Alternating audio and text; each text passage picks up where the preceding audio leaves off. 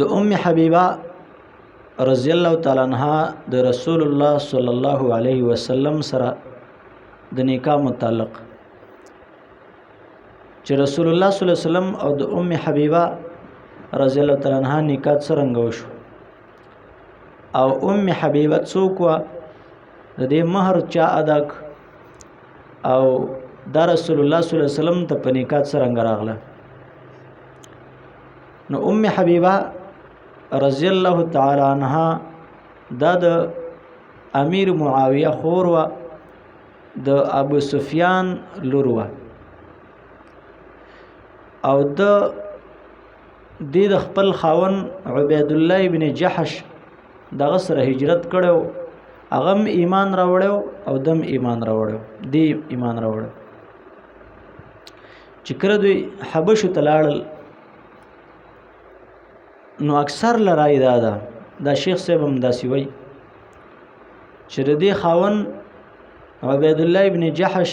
چې حبشو تلاړې نو التر دې خاون د نسواراو نه متاثر شه است نصرانی شه ایمان نه واوړي او د دنیا متاع اثرات هغه قبول کړه او بیر تلاړې کافر شه خو ما چې کم د خپل استادانو د مشرانو مشایخونو مې اوریدلی هغه وی چې نه د دې خلکو ته لږ غلط فهمي شوی ده غلط فهمي به څه شوی ده چې حدیث کې لفظ د هلاکه راځي یعنی هلاکه عبید الله نو دا غین بیا شارحین او تعبیر په چا سره کړي چا تعبیر کړي یا راویانو الفاظ راوړي چې مطلب نصرانیت ته وړي ده هلاک شمانه څه مرتد شه خو حالن کې هلاک لفظ د یوسف علی السلام باره کې قران استعمال کړي سورې مومن کې تقریبا 32 آیات ته ان شاء الله حتى اذا هلك قلتم لن يبعث الله من بعده رسولا حتى اذا هلك به معنی موت مطلب چې وفات نو وای دې الته وفات ذکر دې وفات شنو حبیبه رضی الله تعالی عنها چې کوم دا هغه دغه شان پاتې شو نو رسول الله صلی الله علیه وسلم د دې سره نکاح وکړه یو ترتیب دا دی او چې دا شنو غوړه وي ځکه چې هغه هجرت کړي دی د الله د دین لپاره قرباني ور کړي دا باقی تقدیر د الله په لاس کې او بعضی وای چې نه لاړې التا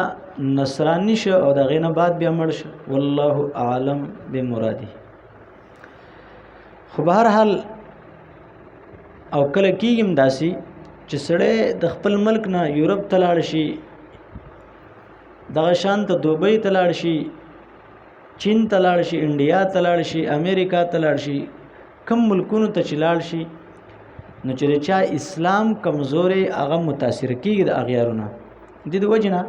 زمونږ په خلکو باندې خلک دا زور راوړي تاسو څه وکي تاسو دنیوي تعلیم وکي چې انګلند تلاړ شي امریکای تلاړ شي داسې وشي بیا ته چلاړ شي نو هغه غریب څه شي هغه بیا د دین نه واوړي زما خپل یو مرګره ترجمه او تما کړی و خو خپل ګیره و دغه وس یورپ تلاړ تعلیم پسې قابل او تکړه الته اوس ګیره برید پاک خړی او سوچا کدیو کو ته انګريز دی هغه مکمل تهذیب مکمل بدل شوی داسې شوی بهر حال الله دې مسلمانانو باندې رحم وکي لا حول ولا قوت الا بالله بهر حال مقصد دا چې عبید الله ابن جحش الته کافر شه مرتد شه نصرانی شه او بیا پاره کې د وفاتم شه نو حبیبه رضی الله تعالی عنها ته ویل چې ته واپس د ایمان نه راوړه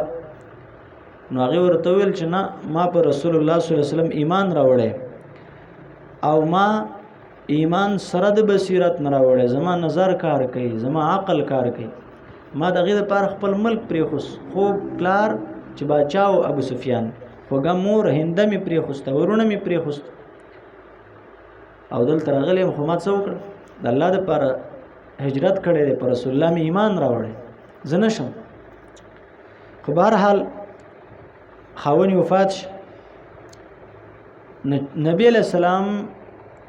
ام حبیبه رضی الله تعالی عنها د اکرام د پاره، ځکه دا خو د نبی اسلام د خاندان نه تر لوري کې او دا بډې زنانه و، نبی اسلام دغه د عزت د پاره دا خوخه کړه چې زور سره په خپل څوکم نکاح وکړه. نبی اسلام هغه ته نکاح پیغام ولیک او دا نکاح ام سلمہ رضی الله تعالی عنها سره نکاح دا رسول الله صلی الله علیه وسلم د غوی د اکرام او د عزت د پاره کړی دي چې غوی ته سميلاوش عزت میلاوش. بل خبر ده چې د رسول الله په نکاح کې راشي هغه به تپوس څه شو جنتی ده، به تپوس جنتی ده. امهات المؤمنین کرا هغه ته عزت میلاوش، ها جنت ته داخله شو، اگر ژوندې د خدا داخله شو. نو لہذا دته نکاح پیغام ولېګ نو په دې کې نجاشي ته خط میلاوش او خط کې ورته لیکلی چې ام حبیبه ماته په نکاح راک. نجاشي بادشاہ ام حبیبه رضی الله تعالی عنها نبی له سلام ته په نکاح راولېګله او 4 درهم دا نجاشي بادشاہ د خپل طرف نه ادا کړل د رسول الله صلی الله علیه وسلم لپاره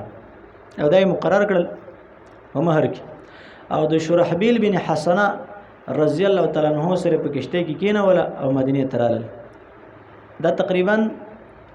د خیبر د اذان ورستو اتم کال محرم الحرام هغه کې رسول الله صلی الله علیه وسلم بیا دې سره واده وکړ. دا ډیره غیرتی زنانه په خپل ځای ان شاء الله دی واقعیا راشي بل ځکه دا د ابو سفیان لور و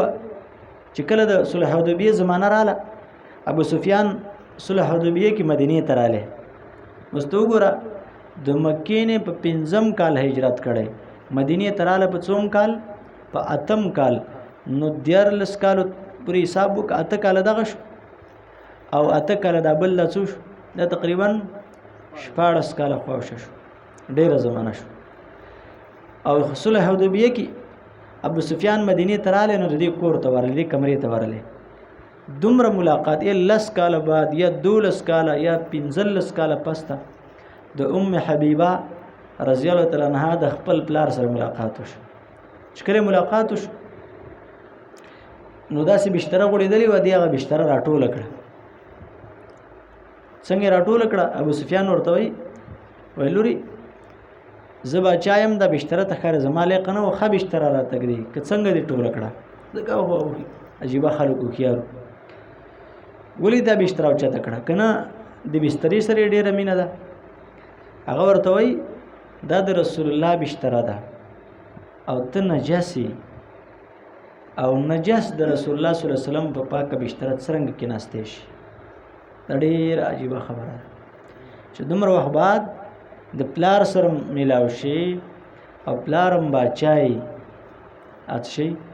د قریش باچای ابو سفیان او بیا پلار استعمال مای 10 کاله 15 کاله بعد استعمال مای ستا کمرې تراش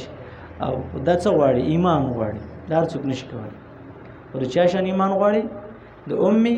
حبیبه رضی الله تعالی عنها شان ایمان غواړي. وای بابا جان دا ستاله خنه ده ولی تر دې نه لګ دا د رسول الله بشتره ده پاغه دغه بدن ور سره لګیدل ته نجسي تلار ش ایمان راوړ ځان پاک کړه دا بدرته وو. ابو سفیان غصه شو ورته وای لقد اصابك بعد شر ای بچی چې تزمان جدا شوی تا تم شرارت شوی شریانو کې تم حساب شوی. یو خبره پکې دا ملاو شو